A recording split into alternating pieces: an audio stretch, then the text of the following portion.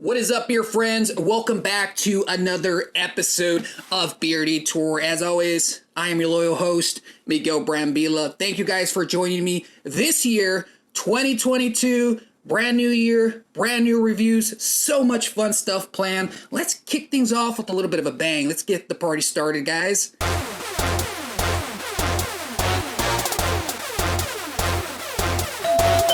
I'm sorry, cut that. I think there might be someone at the door. Yeah, let's go see what that's all about. Alright guys, well, I just got this package in the mail. Wonder where it's from.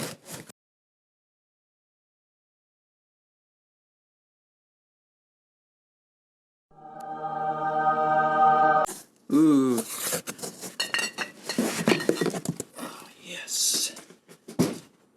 Bam! Check this out, guys. This is coming all the way from Denmark. So this is an imported goodie. This is Carlsberg Danish style Pilsner. Let's do this.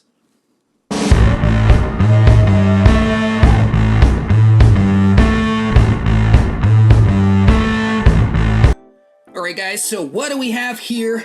This is Carlsberg Danish style Pilsner. I picked this up from the imported section, one of my favorite sections to go check out.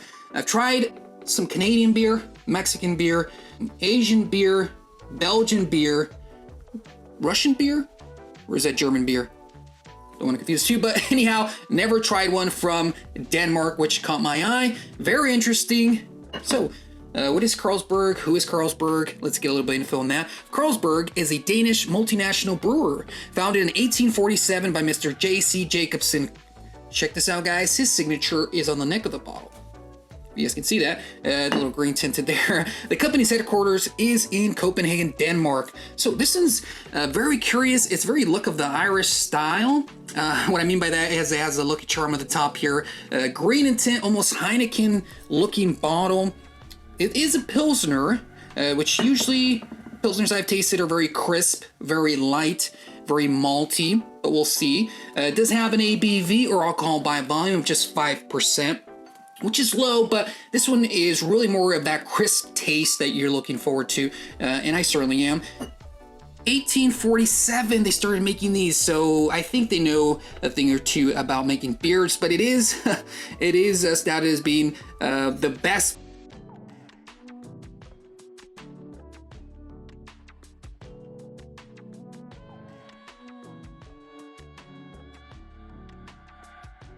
Of course, we're gonna give it that Beer Detour score.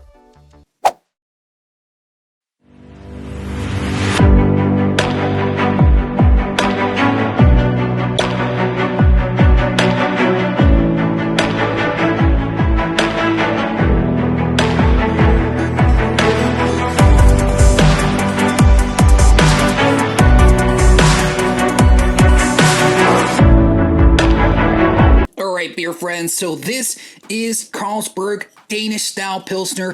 As you guys can see, very crisp, very light, very see-through. Perfect example of a Pilsner. Wow, very golden color to it, very see-through, very crisp, very clean, very minimal bubbles. It is rising, but very tiny small bubbles. Let's get some aroma going here. Okay, so just what I expected. Very malty, sort of a herbal or lemon-scented zest, if you will. Very herbal in a sort of grassy tones to it, if that makes sense. But very malty, almost a little bit of a spice of a scent towards the end. Yeah, okay. So it has some very earthy aroma to it, if that makes sense. Well, enough dilly-dagging there. Let's go over and give this a taste test. Cheers, guys.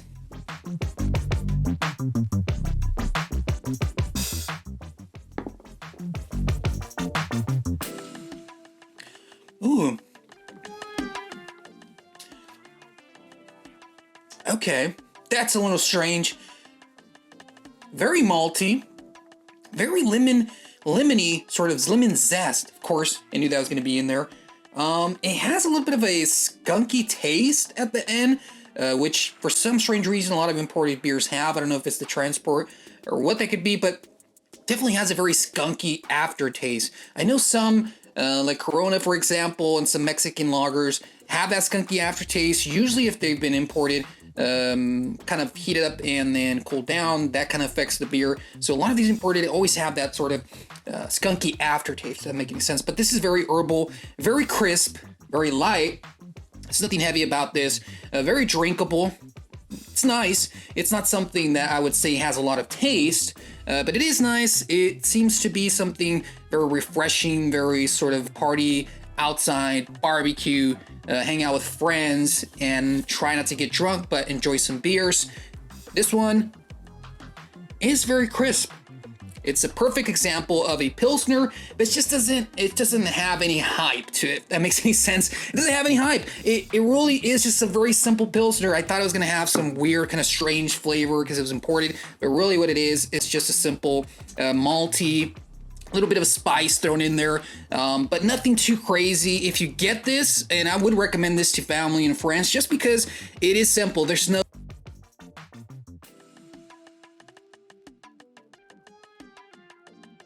right in the middle.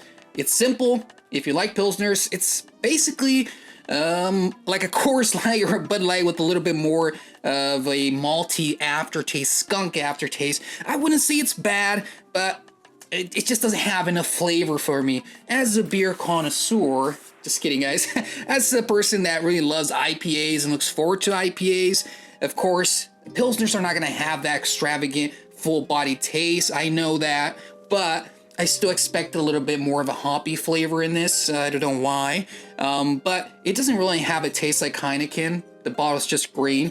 I love the overall theme of it. Very interesting. Far from the best beer in the world, I might say. Maybe we'll have to go to Denmark to find out exactly fresh beer from Denmark, maybe. But I wouldn't say this is the best beer in the world. That's a little bit of a stretch. But I will say, I do like it. It's just not something that's going to blow me out of the water or hang me wanting to try more or having to push this on my friends. It's not that good, but it is a nice example of a simple, malty, spicy Pilsner. And now it's time for the true test, the Beer Detour score. Let's go over and give this a Beer Detour score.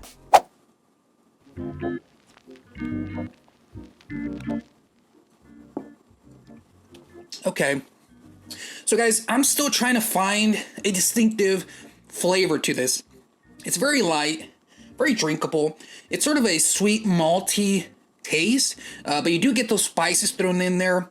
And again, that skunky aftertaste stays with you. So I'm a little bit undecided with this one in regards to a Beer Detour score, because although I don't find this really prevalent to my preferences, which means something that I would gravitate towards, like if I was at a brewery or something, I could see me buying this to go chill with some family and friends over a football game, American or soccer, what have you, but not something that I'm going to drink at a brewery or go to a bar and really sit down and taste. This is very a light sort of a walk around, drink this, it's chill. It does have a little bit of different taste because it is imported, but it's not something that's very flavorful, and I think people are going to be put off with that. I don't think people are really used to that very malty, spicy flavor that a lot of imported beers have.